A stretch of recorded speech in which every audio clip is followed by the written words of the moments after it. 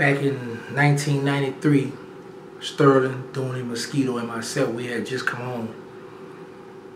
And Baby, who went by the name B-atris, B32, Baby with the 32 goals, had hit me up.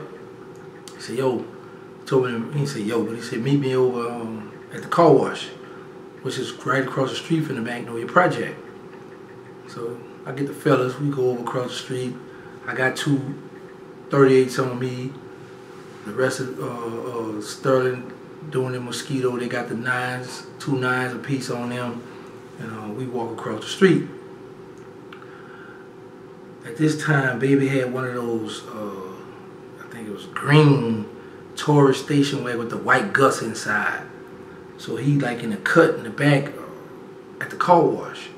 So we we walk over there. He popped the hash thing in the back, hit the little secret compartment, raised up this thing in the floorboard in the back, and a bunch of birds in them. It's a bunch of them, right? So we like, oh boy, you about to set it out. You better look out.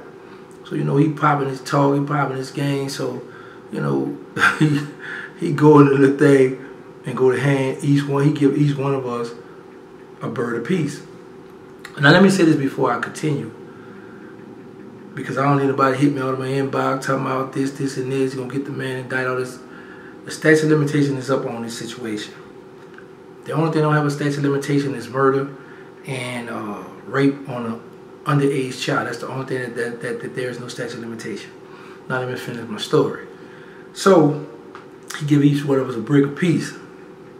Then he had the nerve to tell me I'll bring him 17 back, right? So we like, man, I'm saying, well, we just got out. Each one of us just got out of jail, and you got nerve to try to tell me about fronting or something and tell me I'll bring something back. So I catch Sterling looking at Dooney under eye, and I'm like, I see this play about to go down. And I'm like, no, man, I can't let this go down because I don't know how this going to turn out. Because I know Bubba already had told Big Dog that he was on his way to holler at me. So I'm like, oh, nah, this not going to work. So I immediately bump Mosquito to get his attention on what's about to take place. Then Sterling make eye contact with me, and I shake my head no, like, man, no, please. And I drop my head like, no, don't do it, please. So Sterling looking at me, and he's like, I could tell he don't want to hear it. He ready to up and just take everything in his car. And I'm like, man, and I just drop my head. I'm like, shaking my head, no, don't do it. So B-atris, he catch the vibe, he catch on.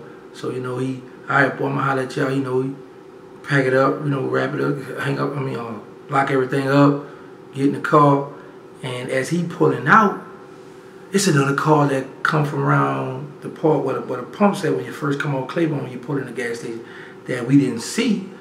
Kind of find out that was prime time. The police officer prime time.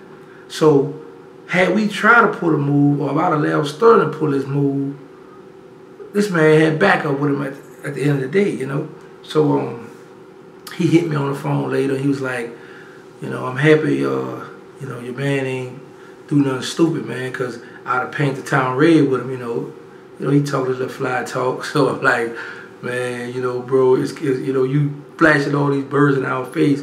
Men just come home, a bunch of hungry hyenas. You got her to front everybody a brick and tell about bring you 17 back.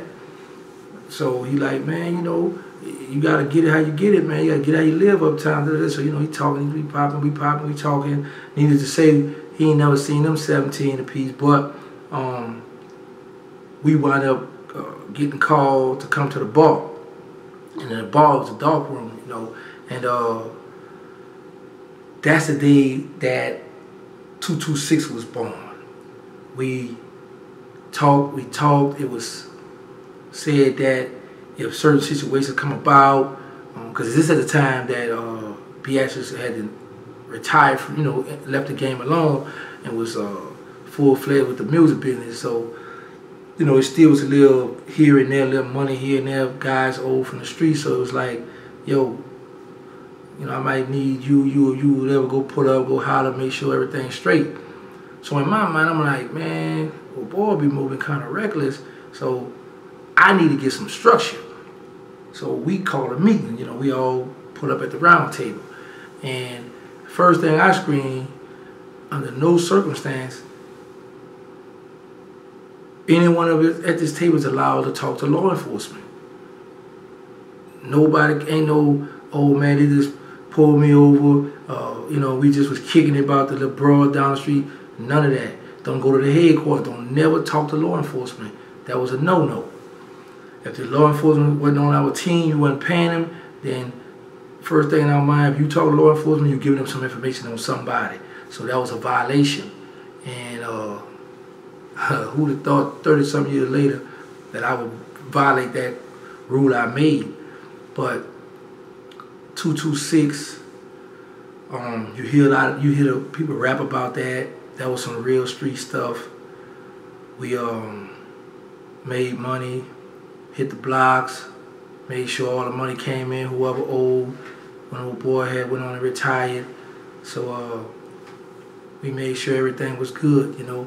And we was rewarded handsomely later. But at first, it was a little, you know, rocky. You know how people try to play them in the crackhead game, want to try to pimp you, thinking they could get you to do stuff for free and go run and do this, go run and do that. And once he found out that it wasn't that type of party, there wasn't no do boys in the area, you know, things changed up. People got their mind right, and everything moves accordingly. And when I went to the feds, that was one of the things the feds told my lawyer, tell him if he give us Birdman, we'll give him 3 years. And I told my lawyer, how you gonna come at me something like that? And this the man that paid you $20,000 for my retainer fee. It's not gonna happen, you know. And I would stick to my guns. I wound up getting the hands, but that's another story that I'm gonna come back with. Wow.